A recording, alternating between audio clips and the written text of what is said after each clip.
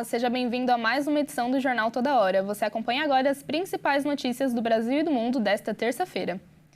Um acusado pelo crime de estupro de vulnerável pode demorar até 4 anos para ser preso, já que o mandado de prisão só é expedido após a condenação.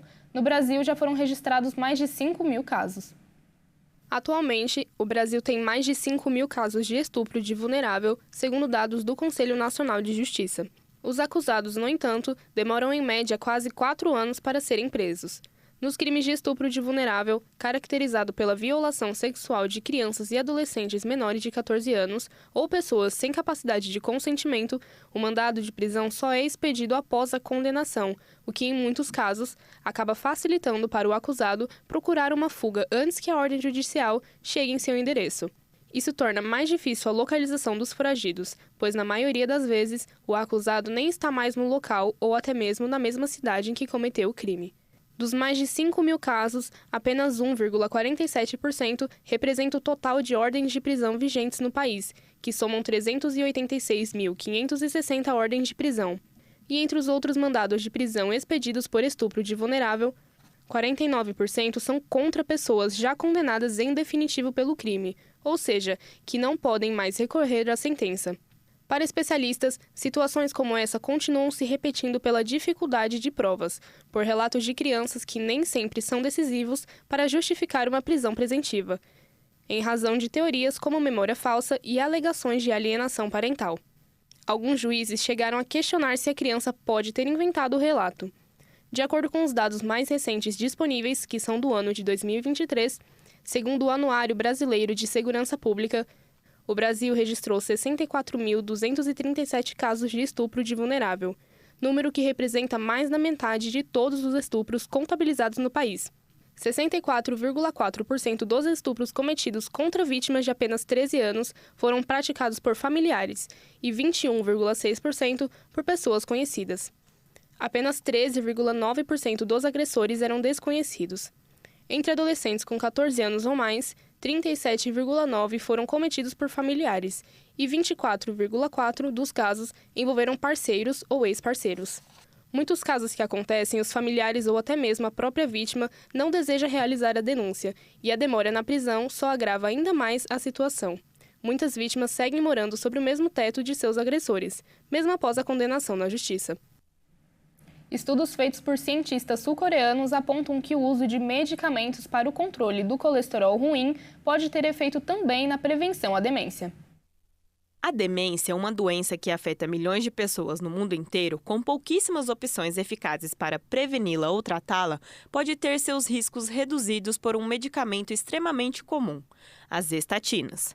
Em um estudo recente, pesquisadores sul-coreanos descobriram que, ao manter o colesterol ruim, o LDL, em níveis baixos, mas não muito baixos, podem ser uma proteção contra a demência.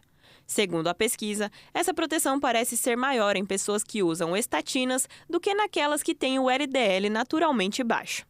Isso sugere que esses medicamentos para baixar os níveis de gordura no sangue podem ter efeitos protetores adicionais. Embora os benefícios dos baixos níveis do colesterol ruim sejam conhecidos há muito tempo na proteção contra eventos cardiovasculares, a sua relação com a demência tem sido menos clara.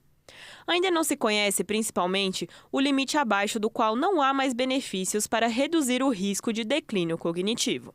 Os autores da pesquisa analisaram dados ambulatoriais coletados entre 1986 e 2020, de mais de 12 milhões de pacientes adultos sem diagnósticos prévios de demência. Segundo eles, os altos níveis de colesterol da lipoproteína de baixa densidade provocam inflamação, estresse e desequilíbrio no colesterol cerebral, o que pode contribuir com o surgimento da demência. Já o colesterol baixo reduz o risco de aterosclerose e doença cerebrovascular, percussores do declínio cognitivo. E as estatinas melhoram a função das células dos vasos sanguíneos, reduzindo a neuroinflamação e regulam os níveis da proteína beta-amiloide, cuja acumulação forma as placas características do Alzheimer. Apesar disso, a pesquisadora observa que o efeito foi modesto e precisa de mais estudos. Pressionados pelas tarifas do presidente Donald Trump, o Fundo Monetário Internacional divulgou hoje a previsão de crescimento de 2,8% da economia global em um contexto de incertezas. A economia global vai crescer apenas 2,8% este ano devido à incerteza causada pelas tarifas do presidente dos Estados Unidos, Donald Trump, e pelas retaliações de alguns países. Para os Estados Unidos, as tarifas representam um choque de oferta que reduz a produtividade e a produção permanente e aumenta temporariamente as pressões sobre os preços. Isso se soma a uma perspectiva já enfraquecida e nos leva a revisar o crescimento para baixo em 0,9 ponto percentual, para 1,8%, com um rebaixamento de 0,4 ponto percentual apenas das tarifas, enquanto a inflação é revisada para cima. Desde fevereiro, os Estados Unidos anunciaram várias ondas de tarifas contra parceiros comerciais e rivais, alguns dos quais responderam com contramedidas. Mesmo com um crescimento pequeno, a economia global deve ficar livre da recessão. Mas esse pesadelo ainda paira sobre o México, que arrasta a economia do continente americano para baixo, e os Estados Unidos, que podem pagar um preço alto pelas políticas protecionistas de Trump. A China, principal alvo das tarifas, pode experimentar seu menor crescimento desde 1990, com apenas 4% de expansão do PIB. O Jornal Toda Hora fica por aqui e eu te convido a continuar ligado em nossa programação, pois às 15 horas eu volto com mais notícias para te deixar bem informado. Até mais!